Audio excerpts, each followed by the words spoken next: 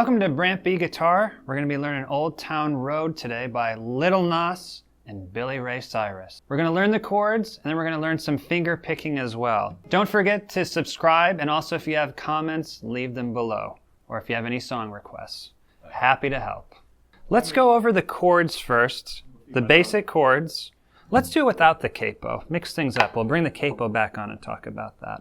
Your first chord is E major. Next chord is going to be G major,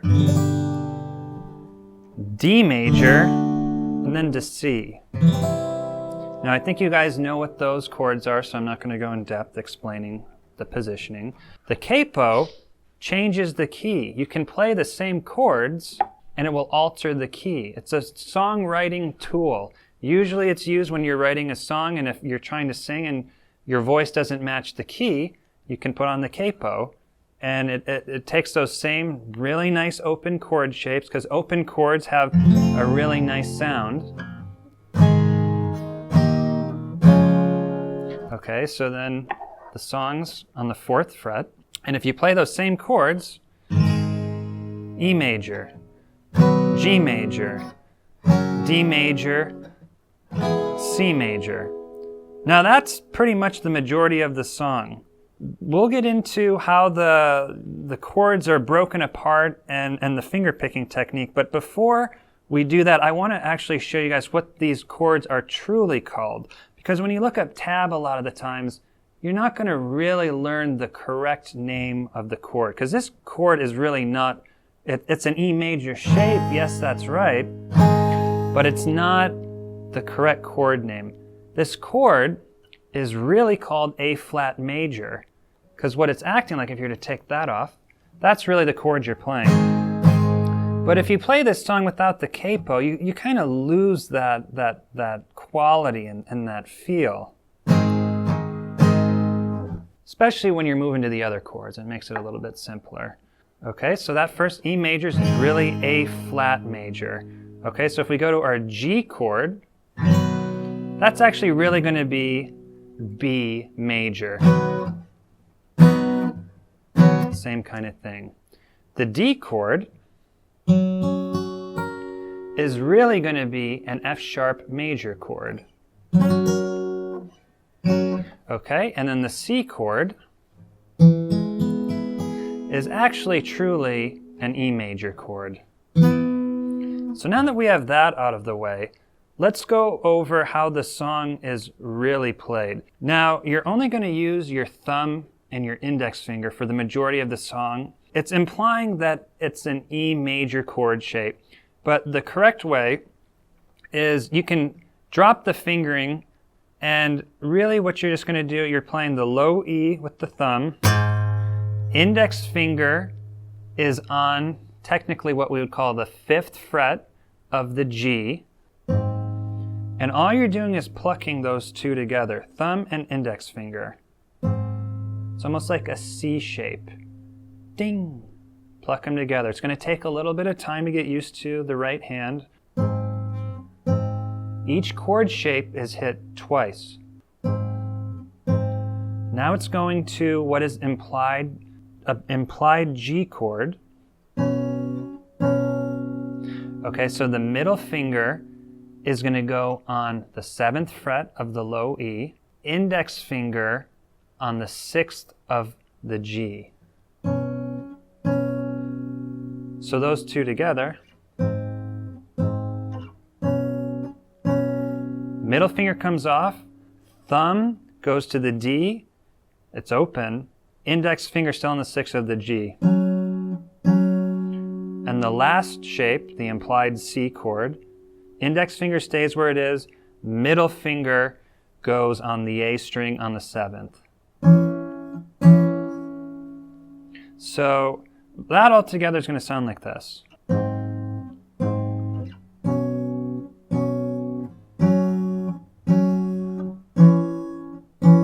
Getting a little fret buzz, but it wouldn't be an Old Town Road without a little fret buzz. Let's start talking about rhythm and time. This song is in 4/4 time. Everything is going to be played on the downbeat. So if I'm counting 1, 2, 3, 4, the first chord, the first plucking is played on 1 and 2. 1, 2. 3 and 4 will be the next chord. 1 and 2 of the next measure will be, and 3 and 4. Now that's literally the whole song. To mix it up, I'm going to show you how you can play some chords and add some strumming to it, but you could play the whole song this way. So let's put that in time again. 1, 2, 3, 4.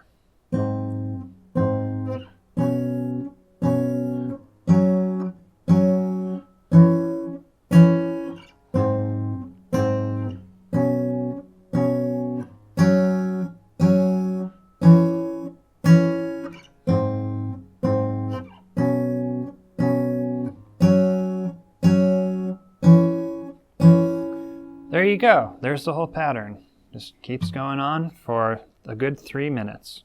Okay, so let's do some chords now. E major chord. Each chord you can strum twice. It's going to sound like this.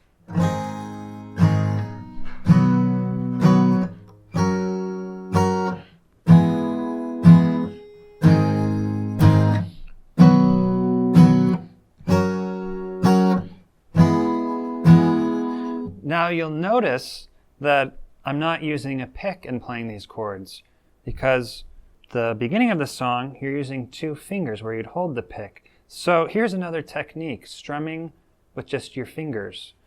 Now really what you're doing is, on the way down, the nail is strumming against the strings. Really, it's just the tip of the nail. On the way up, it's just the fleshy part of the index finger. Now, really, the thumb isn't hitting any of the strings, but I'm pretending I'm holding a pick. Think of an invisible pick right there. That just helps you with support. So, that's going to look like this. What I would do now is just kind of tune in to what my right hand is doing, and I'll play the part that I just played.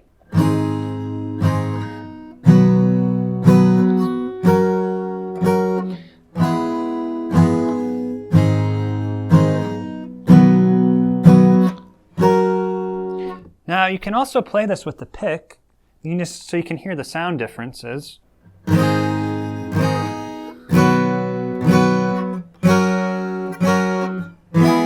There's the sound with the pick. Let's make the strumming a little bit more interesting, so it kind of rocks with the song. It kind of has this cowboy, I'm a cowboy, I'm horseback riding, and more like this.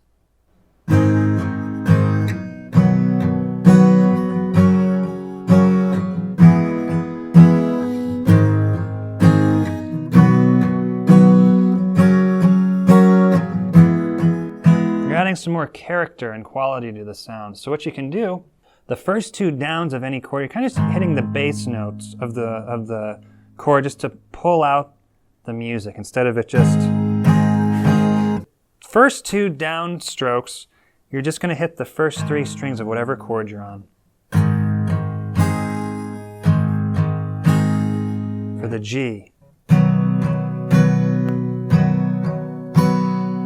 And you can experiment with this. Maybe you could hit 3 or 4 strings. It doesn't have to be exact.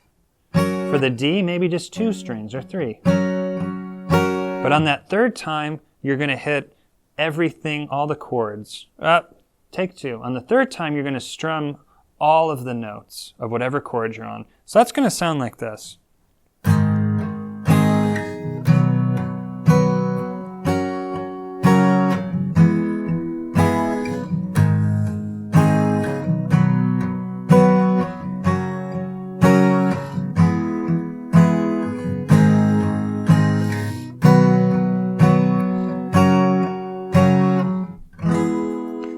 Okay, let's do another version of this.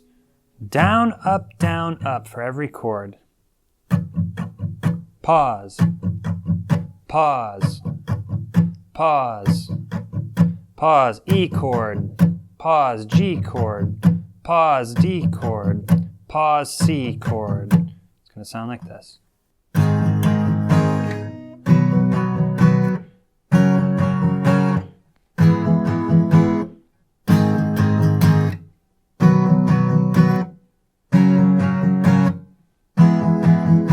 Now, I'd also recommend pulling up the recording and using these strum patterns to play with it.